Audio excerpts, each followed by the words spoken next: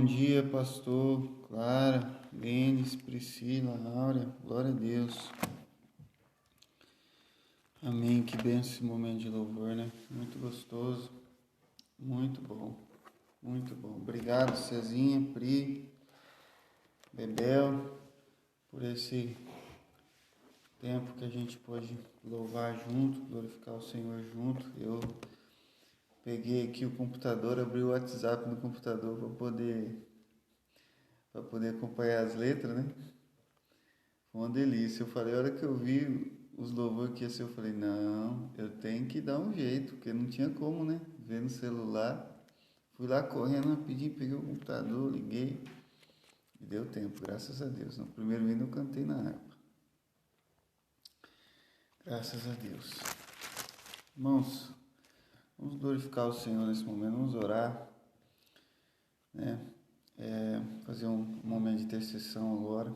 Que você possa realmente orar, irmãos, que seja um momento de culto, né? É um culto. Infelizmente, não estamos juntos, reunidos, né? Estamos usando um meio que é a internet, mas a gente está cultuando a Deus, né? Então a gente tem que orar, tem que buscar, tem que ter tudo que tem no culto, tem que ter agora também, de algum jeito, tudo que der para ter, tem que ter, dá para orar.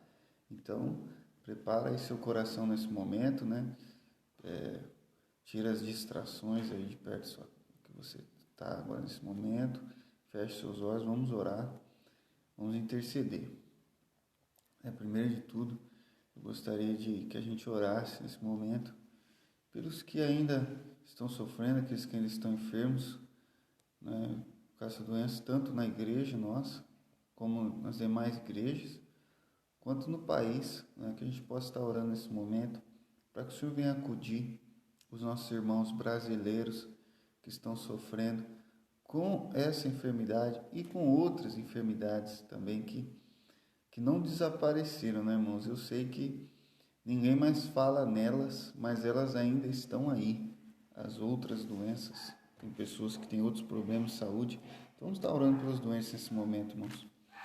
Senhor nosso Deus, nosso Pai, nós intercedemos nesse momento, Pai, pela Tua graça, pela Tua misericórdia, nós que já começamos a cultuar, glorificando o Teu nome.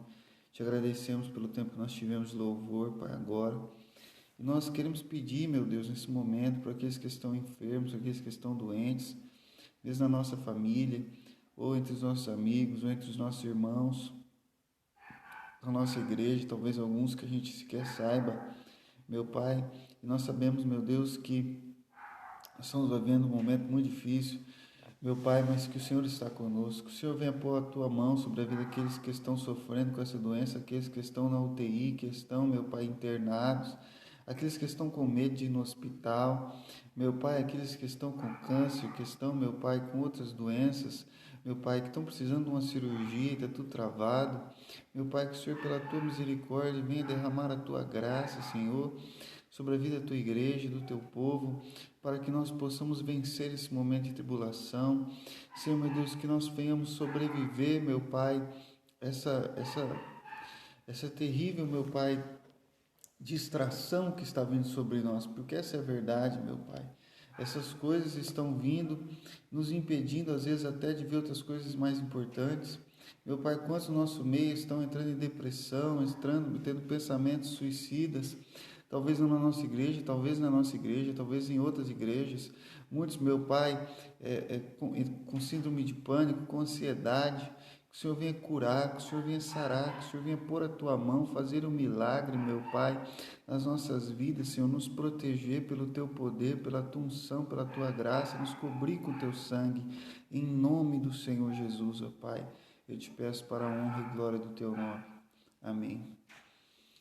Irmãos, também vamos estar orando nesse momento pelo nosso presidente, pelos nossos juízes da Suprema Corte, pelos nossos representantes no Congresso Nacional, tanto Senado quanto Câmara, né?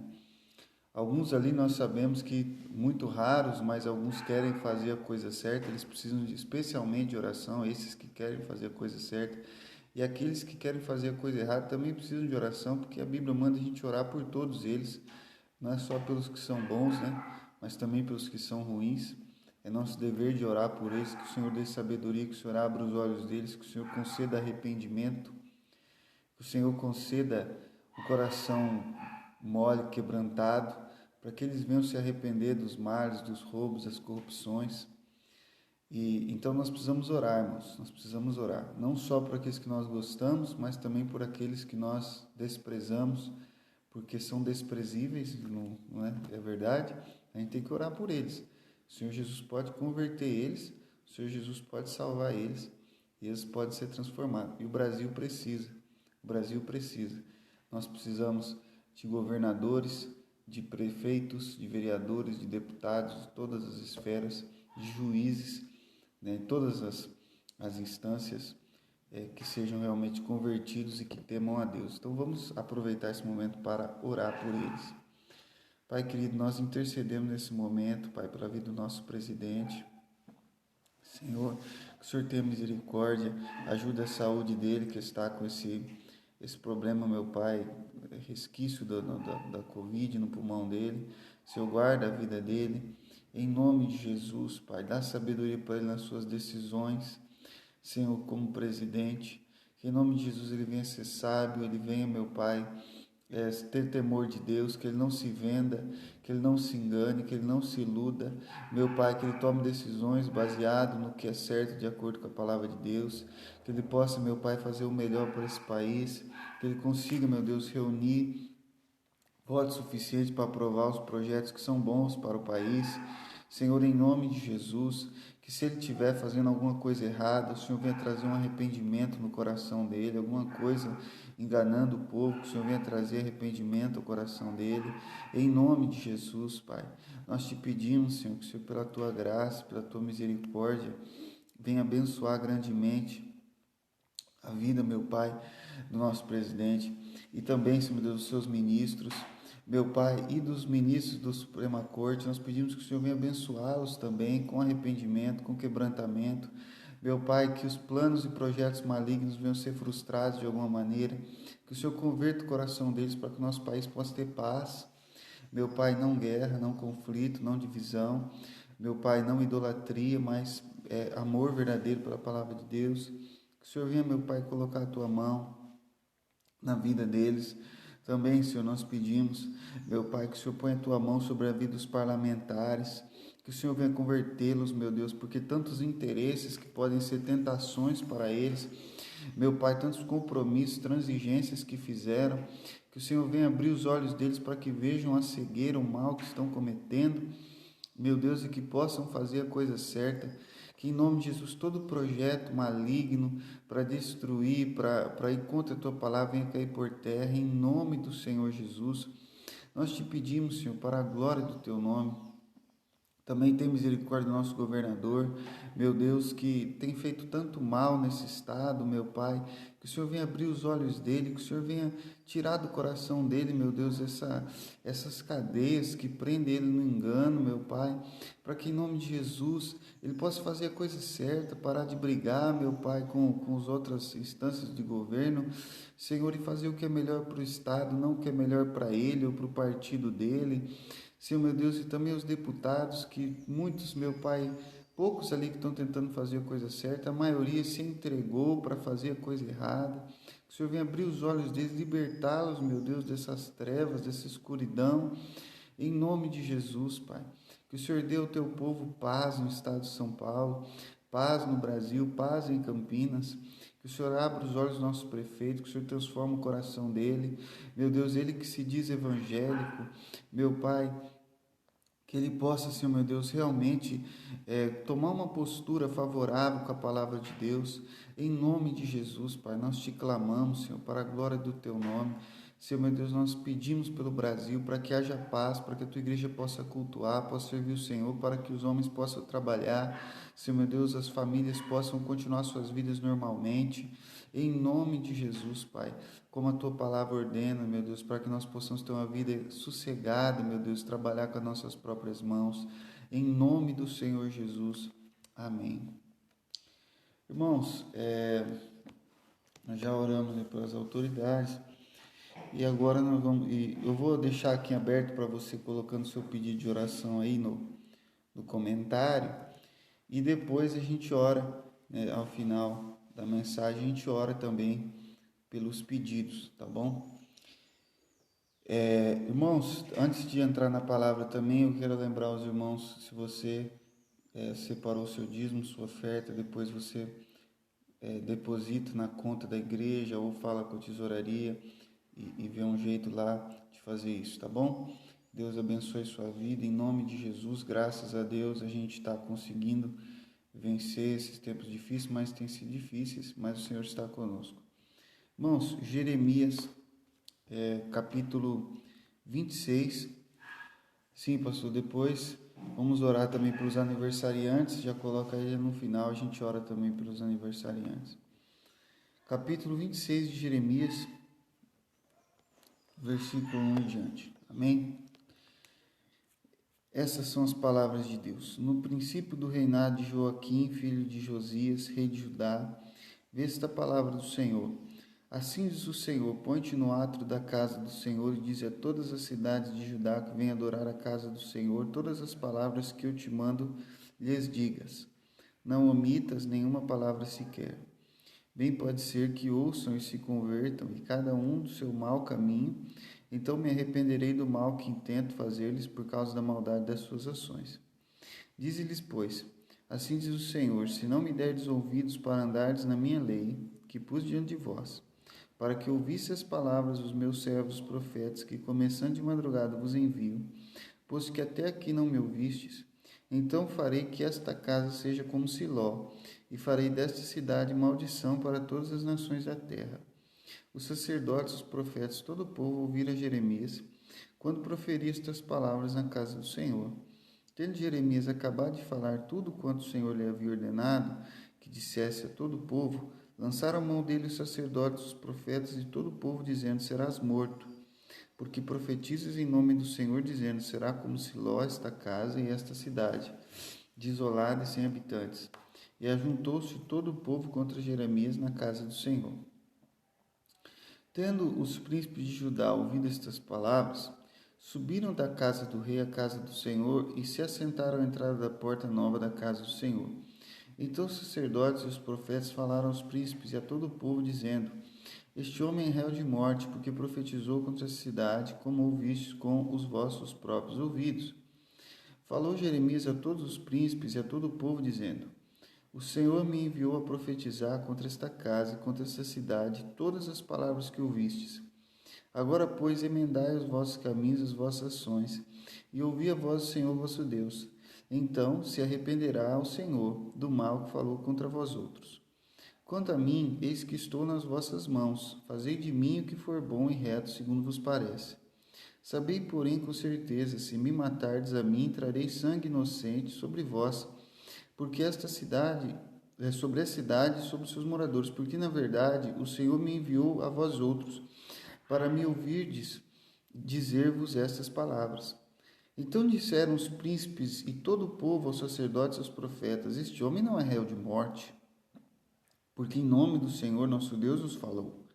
Também se levantaram alguns entre os anciãos da terra e falaram a toda a congregação do povo, dizendo: Miqueias, o morastita, profetizou nos dias de Ezequias, rei de Judá, e falou a todo o povo de Judá, dizendo: assim diz o Senhor dos exércitos: Sião será lavrada como um campo, Jerusalém se tornará em montões de ruínas, e o monte do templo numa colina coberta de mato. Mataram no acaso Ezequias, rei de Judá e todo Judá? Antes não temeu este ao Senhor, não implorou o favor do Senhor? E o Senhor não se arrependeu do mal que falara contra eles?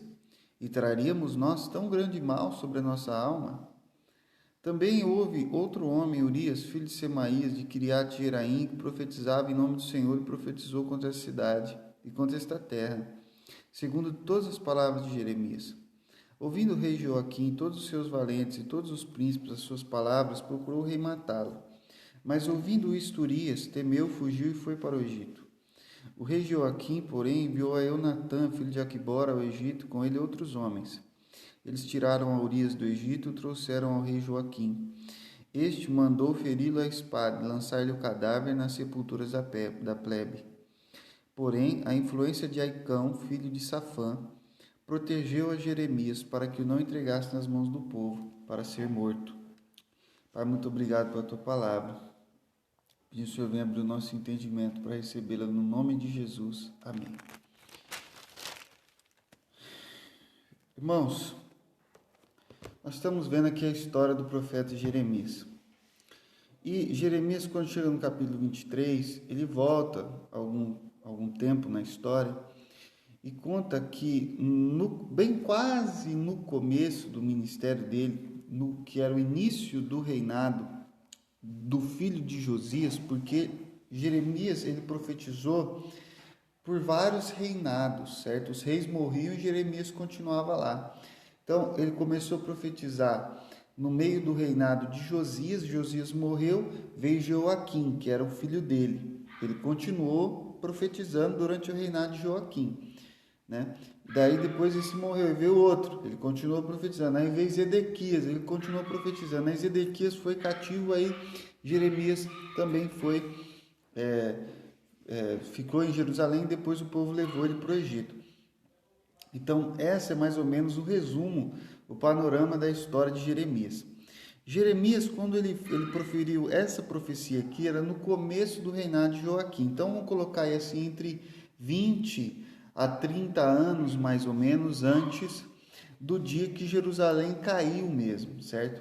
Isso aqui foi bastante tempo. Então se você parar para pensar, vamos supor que você esteja profetizando aqui que o Brasil vai cair. Vamos supor que você esteja profetizando que, sei lá, vamos colocar um país bem improvável aí para ninguém falar que eu estou profetizando nada, só estou dando um exemplo, certo? Vamos supor que alguém fale assim, olha, o Togo vai invadir o Brasil, daqui 30 anos esse negócio vai acontecer. Só que esse negócio, você percebe como é quase inimaginável essa situação hoje? Você não consegue visualizar isso acontecendo hoje. Então, mais ou menos o que Jeremias estava fazendo, ele estava profetizando, olha, isso aqui vai acontecer assim, assim, se vocês não se arrependerem, se vocês não mudarem de postura agora, isso aqui vai acontecer. E ele estava falando isso 20, 30 anos antes de acontecer, muito tempo antes de acontecer. E Deus manda Jeremias de novo, né, aquela velha estratégia. Deus fala para ele, você vai no átrio do templo, ou seja, num lugar que todo mundo vai ouvir o que você está falando. Deus não falou para Jeremias, olha, vai e profetize em alguma esquina obscura de uma cidade do interior de Israel. Não, ele falou, vai na capital, e não basta ir na capital, você tem que ir num lugar onde as pessoas importantes, as autoridades, os reis, os príncipes, os profetas, os sacerdotes vão ouvir o que você está dizendo e o povo vai saber e a notícia vai sair, vai espalhar e todo mundo vai ouvir o que você está falando. E aí Jeremias foi naquele lugar onde Deus mandou ele fazer aquilo. E quando ele chegou lá, qual que era o propósito de Deus? No versículo 3, isso é muito interessante. No versículo 3, Deus falando para Jeremias, fala assim, bem pode ser que eles ouçam e se convertam, cada um do seu mau caminho, né? Então, se eles se arrependerem, eu vou me arrepender também do mal que eu pretendo fazer contra eles, e não vou trazer destruição, não vou trazer maldição, não vou trazer cativeiro, guerra, doença e outras coisas para a nação de Israel. Então, quando Jeremias foi pregar isso daqui, estava claro que havia possibilidade de reverter aquela situação. Havia possibilidade de arrependimento. Aquelas pessoas podiam sim se arrepender. Mas aí você vai falar, mas espera aí, Deus já não sabia que eles não iam se arrepender? Deus já que sabe todas as coisas, não sabia que ia dar errado, no certo sentido, né? Errado no sentido que eles não iam se arrepender, eles não iam se converter e o mal viria de fato sobre Israel? Sim, Deus sabia. Por que eu sei que Deus sabia? Porque Deus sabe todas as coisas. Ninguém engana Deus, Deus conhece todas as coisas e Deus sabia muito bem que eles não se converteriam. Bom, aí você diz, se Deus sabia que eles não se converteriam, por que é que Deus disse para Jeremias que eles podiam se converter? Bem pode ser que ouçam. Eles podiam ouvir e eles podiam se arrepender. E eles podiam mudar de vida. E a história poderia ter sido totalmente outra. A história de Israel poderia ser muito diferente caso esse povo tivesse feito aquilo que eles tinham capacidade de fazer, porque Deus disse que eles eram capazes de fazer. Então, às vezes, a gente tem na ideia que se Deus sabe o nosso futuro, então quer dizer que o nosso futuro está totalmente determinado e não há nada que nós possamos fazer a respeito dele. Mas não é verdade. Deus sabe qual é a decisão que nós vamos tomar, mas Deus sabe que nós poderíamos tomar outra. E nós podemos tomar outra. Deus sabe qual é a decisão que você vai tomar na sua vida. Deus sabe para que lado que você vai, mas Deus também sabe quais as possibilidades que você pode ter na vida. Para qual caminho você pode seguir. Você tem que tomar uma decisão, você tem que tomar uma escolha. Se você vai se arrepender, se você vai mudar de vida, se você vai se converter ao Senhor ou não.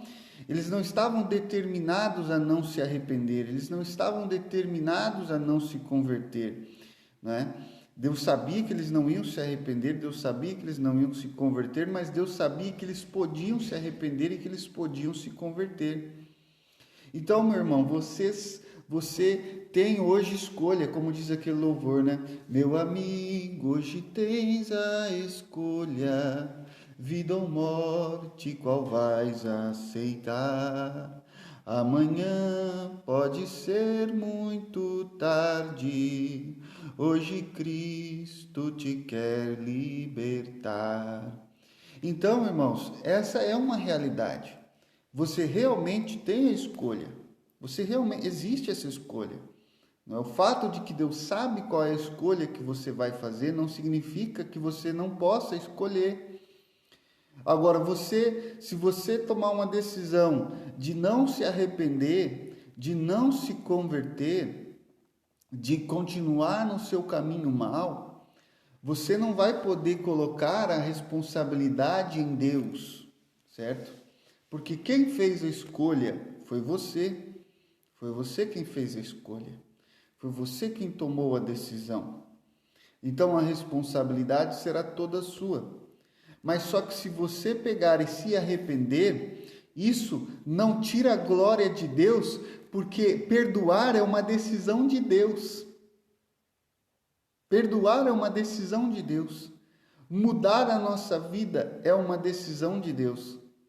Não é? Ele nos dá o poder, a capacidade, não vem de nós, para nos arrependermos. E quando nós nos arrependermos, Ele nos perdoa porque assim Ele deseja, porque foi do seu agrado. Cristo morreu na cruz não por uma obrigação moral de Deus, mas pelo amor de Deus. A única coisa que moveu a Deus para que Jesus morresse na cruz por mim e por você foi o amor dele, a misericórdia dele. Não que ele tinha a obrigação de nos salvar, ele não tinha, mas o amor de Deus é que o moveu para nos salvar. Então, bem pode ser que ouçam e se convertam. Bem pode ser que você ouça essa palavra e se converta. Bem pode ser que hoje você muda alguma coisa, que você passa a olhar para o Senhor e para de olhar para si mesmo. Bem pode ser que nessa manhã você se arrependa, dobre os seus joelhos, peça perdão e misericórdia. E pela promessa de Deus, pela graça de Deus, Ele pode olhar para você e te perdoar, e te purificar, e te salvar. Pela misericórdia dEle. Amém? Então, quer dizer, ele vai e prega. Jeremias chega lá e prega a mensagem, por quê? Porque havia possibilidade de arrependimento. Havia possibilidade de salvação. Havia possibilidade de transformação. Havia possibilidade de que naquele momento um avivamento começasse. Era totalmente possível. Deus disse para Jeremias que era possível. Então Jeremias vai naquele lugar e prega. E o que é que ele prega? Ele diz, olha, assim diz o Senhor, se não me derdes ouvidos para andardes na minha lei, que pus diante de vós. E aí ele vai falando. Então, no versículo 6, farei que esta casa seja como Siló. Veja como que a pregação de Jeremias pressupunha o arrependimento. Quando Jeremias prega, ele não fala assim, olha, se vocês se arrependerem. Ele fala, se vocês não se arrependerem. Porque ele já estava pensando, olha, eu já estou contando com o arrependimento, eu já estou contando com a transformação, eu já estou contando com a conversão de vocês. Só se vocês não se converterem, só se vocês não se arrependerem, só se vocês não derem ouvidos, aí é que vem o castigo e a maldição. Então, veja como a mensagem que Deus deu para Jeremias a respeito de Israel já era uma mensagem desejosa, pressupondo o arrependimento. Irmãos, Deus realmente quer que você se arrependa. Deus realmente quer que você mude.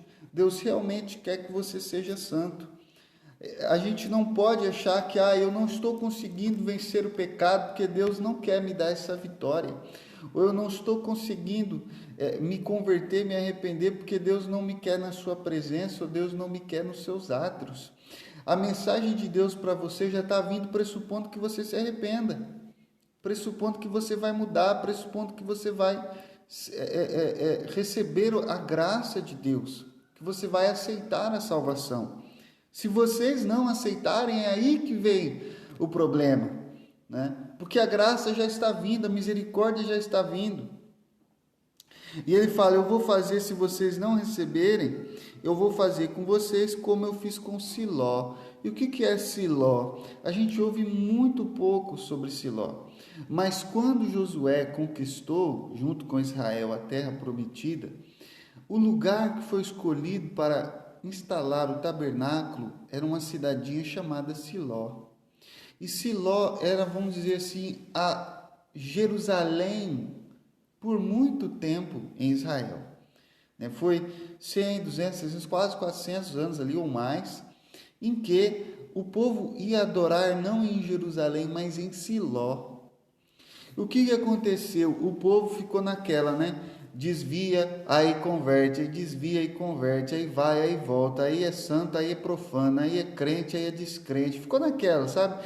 Hoje em dia não tem quase isso. Na nossa igreja, então, não tem essas pessoas, que fica nesse vai e vem, sobe, desce e tal, e não sabe se vai para o céu, não sabe se vai para o inferno, não sabe se é de Deus, se é do diabo, não sabe. Ele vai, um sobe e desce, aquela coisa. Israel ficou muito tempo nesse ciclo vai e vem e tal, vai e vem, que era a época dos juízes. Se você ler depois em sua Bíblia o livro de Juízes, você vai entender bastante essa história. Até que chegou um momento, Deus falou assim, olha, chega, acabou. E aí Deus pega e deixa o pessoal invadir de uma tal maneira que eles levam, até a própria Arca do Senhor, e Siló se torna um deserto. Ninguém mais vai para Siló. Quando a arca volta, depois não tem mais nada em Siló.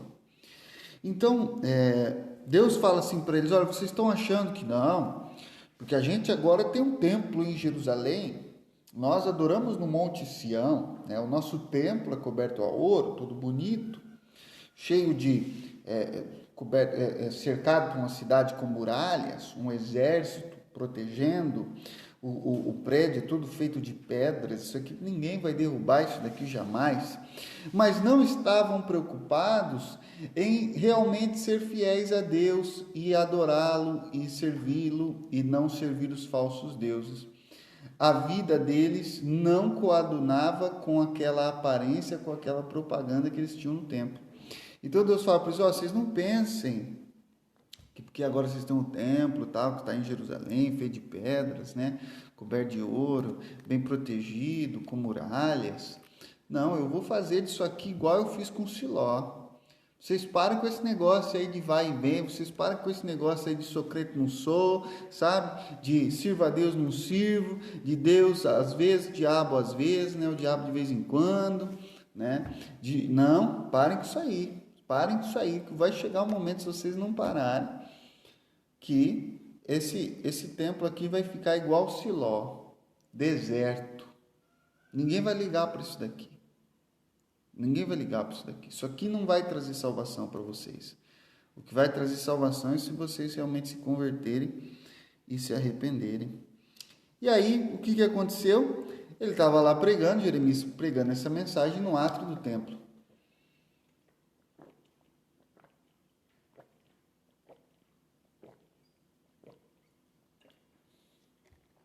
e os profetas sacerdotes ouvindo ali a mensagem de Jeremias.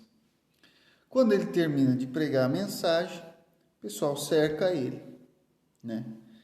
Prende ele e falam para ele: você vai morrer. E por que ele vai morrer?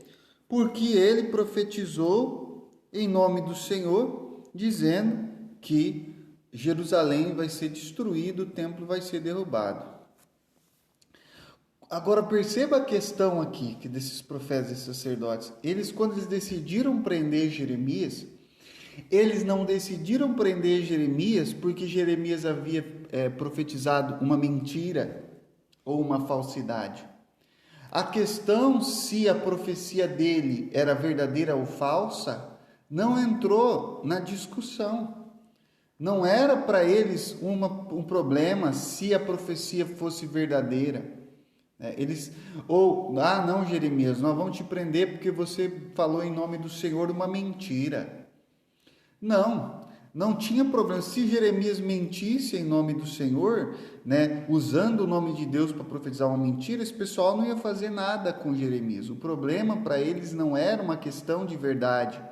O problema para eles era uma questão de que ele profetizou contra Jerusalém e o templo, certo? Esse era o problema. Havia um tabu, então. Você pode profetizar sobre certas coisas em certos sentidos. Você não pode profetizar sobre outras coisas em outros sentidos. Essa era a regra deles. Eles não estavam ligando se a profecia era verdadeira ou falsa. E Jeremias podia estar profetizando a verdade. Eles não estavam nem aí para isso, se era verdade ou não. Eles queriam matar Jeremias, independente de se era verdade ou se era mentira. Por quê? Porque Jeremias profetizou contra o templo, contra Jerusalém. Então, irmãos, nós vivemos um tempo muito parecido com isso daqui. As pessoas não estão mais preocupadas se o que você está falando é verdade ou mentira, se o profeta está dizendo a verdade ou mentira, se o que ele está falando está de acordo com a palavra de Deus ou não. Eles estão preocupados se o que você está falando não está ofendendo certos sentimentos, se o que você está falando não está ofendendo ninguém. Eles se ofenderam porque ele falou contra a cidade e o templo deles, mas eles não se ofenderam porque ele falou alguma mentira, ele estava falando a verdade. Irmãos, e isso é um problema de quando você se afasta de Deus, isso é um problema de quando você dá as costas para Deus. Porque Deus, a Bíblia disse, Jesus disse assim, olha, eu sou o caminho, o que mais? A verdade e a vida. Jesus é a verdade. Quando você dá as costas para Jesus, automaticamente você está dando as costas para a verdade. A verdade perde importância. A verdade perde significado. E você já não liga mais para a verdade. O mundo, ele não liga para o que é verdadeiro. O mundo, ele não liga para o que é correto. O mundo, ele não liga para se uma coisa que você disse é verdade ou não. A única coisa para que o mundo liga é se aquilo que você disse ofende alguém ou não. Jeremias havia ofendido muita gente com aquilo que ele falou, embora fosse verdade. E por isso, tanto faz que era verdade, vamos matá-lo. Eles acreditavam que você pode moldar a realidade baseado no discurso. Que se você fala uma coisa, então aquela coisa se torna realidade. Eles não entenderam que a realidade não muda por causa do discurso. O discurso tem que acompanhar a verdade, não a verdade acompanhar o discurso. Não era porque, se Jeremias parasse de falar que o templo ia cair, então o templo nunca ia cair, né? O problema não era esse. O problema era o pecado deles. O que eles tinham que fazer para preservar o templo? Não era Jeremias parar de falar. O que eles tinham que fazer para preservar o templo era eles pararem de pecar. Certo? Mas eles não queriam. Por quê? Porque eles queriam moldar a realidade para aquilo que eles gostavam. Irmãos, é isso que nós estamos vivendo. É nesse momento, é disso que nós estamos falando. A pessoa fala assim, então uma determinada marca aí que fez a propaganda de uma mulher que é pai, né? Bom, eu sei, irmãos, que tem gente, cada um acha a melhor maneira de agir a respeito disso e tal. Eu não vou dizer aqui para você o que é que nós tínhamos que fazer especificamente para combater isso ou não. Eu só quero descrever o que está acontecendo para você perceber. Isso é um exemplo, isso é um emblema daquilo que nós estamos vivendo. Porque na nossa sociedade hoje as pessoas acreditam que se você ficar olhando para o espelho e ficar assim falando para o espelho, olha, eu sou uma tartaruga, eu sou uma tartaruga, eu me identifico como uma tartaruga, certo? Então, de repente, você virou uma tartaruga. Por que não? Né? O discurso molda a realidade. Então, um homem pode olhar para o espelho e ficar falando: eu sou uma mulher, eu sou uma mulher, na verdade, eu tenho tudo para ser uma mulher. O fato de que o meu corpo não é de mulher não significa que eu não seja mulher. Você está entendendo? E aí, de repente, pronto, ele virou uma mulher. Uma mulher também pode parar na frente do espelho e ficar falando: não, eu sou um homem, eu sou um homem, eu sou macho. Eu sou macho, que faz, né? E de repente virou um homem. Porque eles acreditam que você pode simplesmente moldar a realidade com o discurso, como esse pessoal aqui. Eles achavam que se você não falasse, então não era, o problema era falar, né? A questão não era a verdade, é a história do rei que está sem roupas. Vocês já ouviram falar da história do rei que estava sem roupas? O cara, né, contratou lá um estilista, né, para fazer uma roupa para ele que ninguém mais tinha. E aí esse cara era um enganador e o cara não fez nada. E quando o rei chegava lá para pegar a roupa, o cara falou assim: olha, tá aqui sua roupa, rei, tá pronta. E o rei ficava assim: mas cadê minha roupa? Ele falava: não, rei, essa roupa aqui só as pessoas inteligentes é que enxergam. E aí o rei, para não querer dizer que ele não era inteligente, ele começou a fingir que estava vendo uma roupa, mas não tinha roupa nenhuma, o cara estava fazendo só, ali fingindo que tinha uma roupa que ele tinha feito. Aí o rei saiu todo pelado, né? E falando que tinha vestido aquela roupa, que só os inteligentes conseguiam enxergar. E todo o povo ficava falando: nossa, rei, que roupa linda, como você está bem vestido. Né? Ninguém estava vendo nada, mas ninguém queria admitir que não estava vendo nada, porque todo mundo tinha acreditado que era uma roupa invisível que só os inteligentes é que viam. E só os burros é que pensavam que o rei estava pelado. E aí um menino no meio da multidão pegou, e todo mundo ali, né, elogiando a roupa do rei, e o menino pegou e falou assim: mas espera aí, gente, o rei está pelado, o rei está sem roupas. O rei está sem roupas, né? Obviamente esse menino deve ter levado uma bela de uma surra. Por quê? Né? Porque como ele ousa dizer que o rei está sem roupas? Ele deve ser um burro que não está vendo a roupa do rei. É o que acontece, irmãos, quando um povo acha que pode moldar a realidade baseado naquilo que ele fala. Mas a única pessoa que estava falando a verdade naquela multidão era o menino que estava falando: o rei está pelado, o rei está sem roupas. Né? Você não pode moldar a realidade baseada no discurso. Esse era o problema deles. Eles não entenderam que o problema de Jeremias, o problema não era o que Jeremias estava falando, o problema era que Jeremias estava falando a verdade, eles tinham que se converter. Bom, então os políticos automaticamente ouviram falar do que estava acontecendo e foram lá. Né? Tendo os príncipes de Judá ouvido estas palavras, subiram na casa do rei, a casa do Senhor, e se assentaram à entrada da porta nova da casa do Senhor. O que isso significa, irmãos? A entrada da porta era sempre lugar de julgamento. Então, Jeremias já estava preso, os profetas e sacerdotes já tinham decidido que o camarada tinha que morrer, chegam os políticos. Aí os políticos se reúnem ali com todo o povo e falam assim: vamos julgar esse camarada. É isso que está acontecendo, irmãos. Aqui formou-se um tribunal para julgar Jeremias. A coisa na época era muito mais rápida que hoje, né?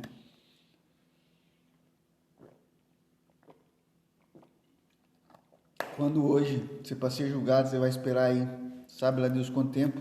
Aqui rapidinho, Jeremias pregou de manhã, quando chegou meio-dia já estava o tribunal reunido para decidir o destino de Jeremias. E acreditem, se Jeremias tivesse sido condenado à morte aqui, ele teria morrido naquele mesmo dia. Eles não iam esperar mais tempo para cumprir a sentença, né? Bom, aí os sacerdotes vêm e falam no versículo 11. Primeiro os acusadores, a acusação vem e fala, versículo 11. Esse homem é réu de morte. Por quê? Porque ele mentiu? Não, de novo. Porque profetizou contra esta cidade. Porque ele falou algo que é tabu. Porque ele falou algo que não pode falar. Não importa se é verdade. Jeremias fala no versículo 12 seguinte em sua própria defesa. E a defesa de Jeremias, interessante, não é uma defesa dele mesmo.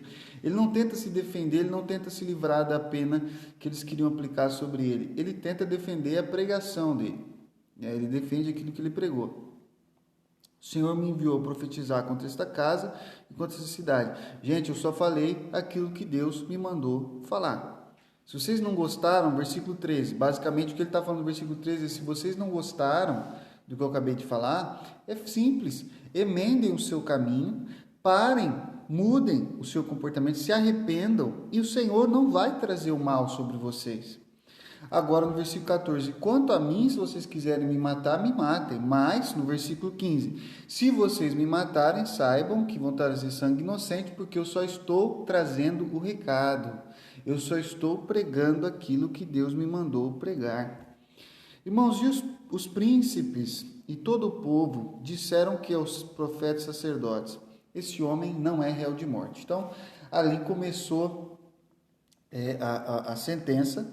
Eles decidiram não matá-lo, né? Não é réu de morte. E depois se levantam alguns anciãos que vêm trazer o precedente, explicar por quê, né? Falar na justiça deles, uma justiça consuetudinária, baseada em precedentes e baseada na lei de Deus, mas também em precedentes. Eles falam, olha, versículo 17, vocês lembram do profeta Miqueias, que profetizou na época do rei Ezequias, que foi lá atrás, muito tempo atrás? Miqueias também profetizou que ia derrubar a cidade. Por um acaso, na época, o rei Ezequias quis matar Miqueias? Não. O povo se arrependeu, Deus teve misericórdia, a cidade não foi destruída. Agora nós vamos fazer o mesmo que o pessoal de antes fez. Agora, o que essa parte mostra, irmãos? Que na época em que Jeremias trouxe essa profecia, que ele fez essa pregação, o país estava dividido. O país estava dividido. Todo mundo precisava se arrepender, essa era a realidade. O pecado estava, assim, dominando a sociedade. Mas havia uma divisão ali entre os mais radicais e os mais moderados. Os mais radicais de um lado e os mais moderados do outro. Não significa que os mais moderados estavam certos, não precisavam de arrependimento. Precisavam de arrependimento também. Mas pelo menos eles não queriam matar o profeta. E os radicais queriam matar o profeta. Irmãos, é muito parecido com o que a gente está vivendo hoje. Que a nossa sociedade está dividida em mais do que dois grupos, né? Tem vários grupos aí se degladiando para ver quem controla o país. Mas existe uma boa parcela da sociedade brasileira hoje que concorda com os radicais e pensa que o problema do Brasil não é o pecado, o problema do Brasil não é a mentira, não é a falsidade, não é os valores distorcidos, não. O problema do Brasil são os profetas, né?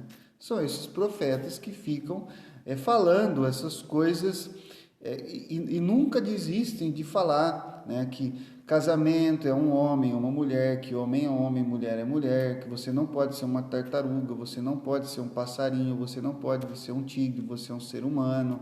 Esse tipo de gente, sabe, que fica batendo na mesma tecla ali toda hora. Esses profetas, seria bom se existissem eles, ou cortar suas cabecinhas. Por quê? Porque eles incomodam. Então, irmãos, o que nós vemos é essa luta entre esses dois grupos, e a discussão entre eles não é aceita ou não aceita, arrepende ou não arrepende. A discussão entre eles é lincha ou não lincha. Você está entendendo? Mata ou não mata. A gente destrói a reputação dos profetas ou não, a gente acaba com eles ou não, a gente prende ou não prende. Essa é a discussão deles. Eles estão discutindo se arrependemos ou não arrependemos, convertemos ou não convertemos, mas isso ainda não chegou na discussão. Eles ainda estão naquela fase do debate em que matamos o profeta ou não matamos o profeta. O profeta é um problema ou não é um problema? Então, irmãos, muitas vezes o que acontece, a gente enfia na cabeça que o problema é o pastor. O problema é um pastor. Não, se a gente trocar de pastor, está resolvido o problema. E esse pessoal, eles achavam a mesma coisa, se a gente trocar o profeta, está resolvido o problema. A gente quer outro tipo de profeta. Eles não perceberam que o problema não era o profeta. O problema era aquilo que o profeta estava falando. Vamos ouvir, esse cara está falando a verdade. Esse cara está trazendo uma verdade. O que nós vamos fazer? Nós vamos fingir que isso aqui não é verdade? Nós vamos nos enganar, até quando nós vamos mentir para nós mesmos? O problema, irmãos, não é o profeta, o problema é o pecado. O problema não é essas pessoas que ficam pregando, né? Como se eles fossem os intolerantes, como se eles fossem os... Não, o problema é o pecado. O pecado é uma distorção da realidade. Então, esse pessoal, eles estavam nesse debate. Graças a Deus, para Jeremias, naquele dia, o debate foi favorável a ele. A maioria votou para que ele não fosse condenado à morte, ele conseguiu escapar. Mas naquele dia ele passou por um fio perto de morrer, de ser linchado ali no lugar mesmo, a queima-roupa. Só que daí ele acrescenta a história desse profeta Urias para você entender como é que estava a confusão no país, né? Porque o profeta Urias não teve a mesma sorte que Jeremias. Ele pregou a mesma coisa que Jeremias, no versículo 20. E o rei ouviu aquilo. E o rei, ele tinha certos poderes para perseguir Urias, sem necessidade de tudo aquilo lá. Ele podia fazer uma conspiração, podia dar um jeito. Você conhece a história de Nabote, como Jezabel conseguiu matar Nabote, né? E conseguiu manipular a opinião pública para que as pessoas concordassem com a morte de Nabote.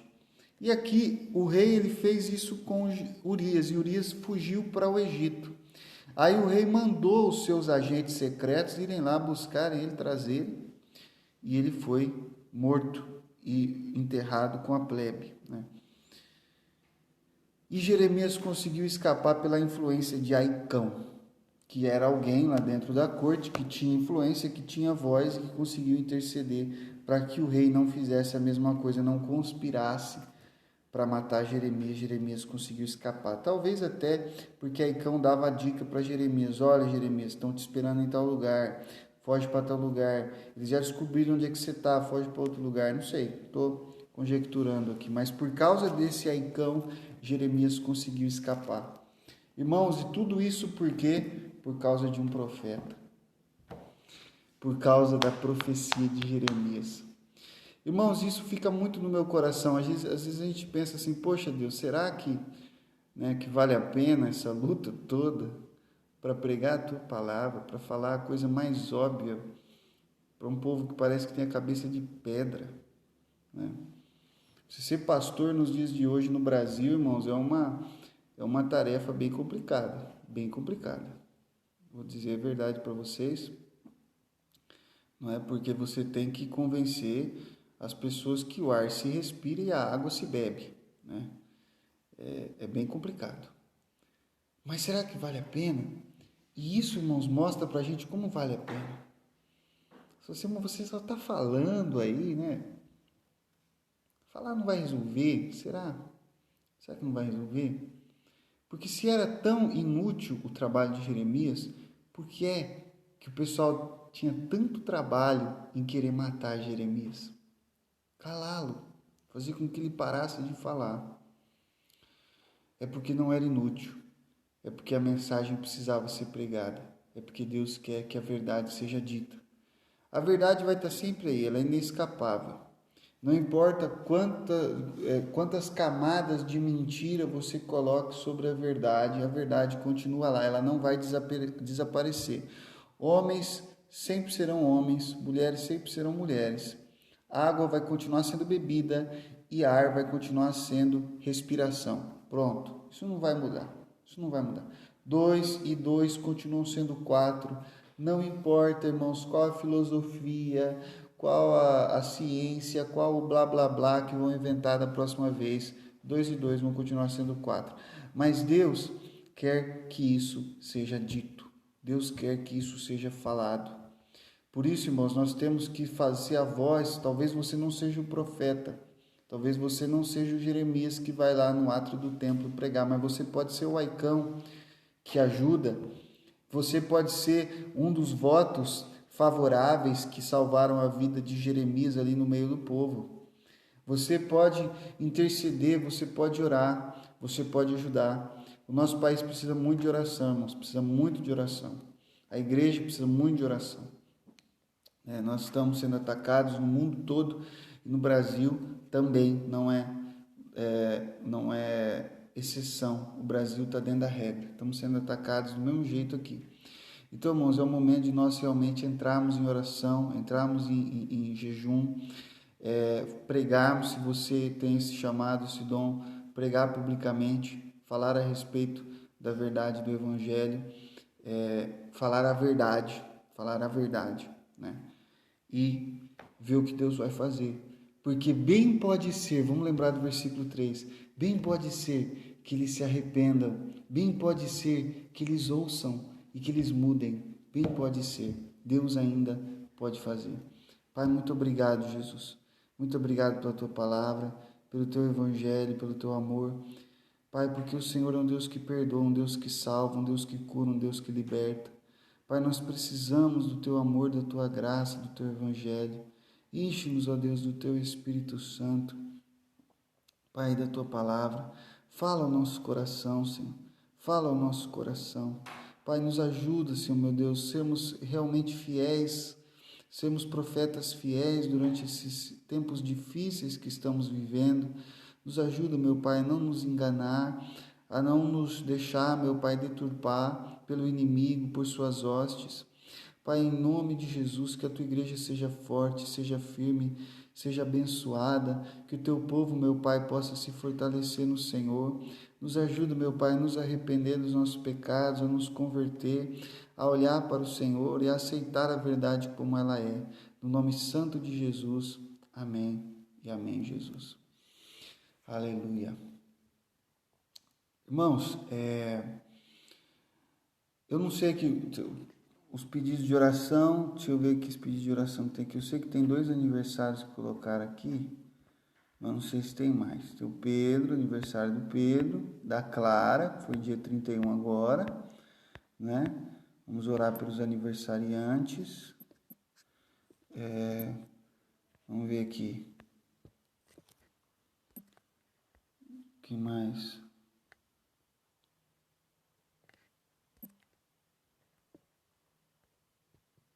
E o aniversário do Daniel. Olha, só aniversariante, que benção. Tem ninguém doente, tem ninguém. Tá, graças a Deus. Vamos orar pelos aniversariantes que estão nesse momento. E o Senhor vai abençoá-los, derramar graça sobre eles. Pai querido, nós te agradecemos, Pai, pela vida desses irmãos que estão fazendo aniversário. Daniel fez aniversário ontem. Meu pai, o Pedro, a Clara, fizeram aniversário agora também, essa semana.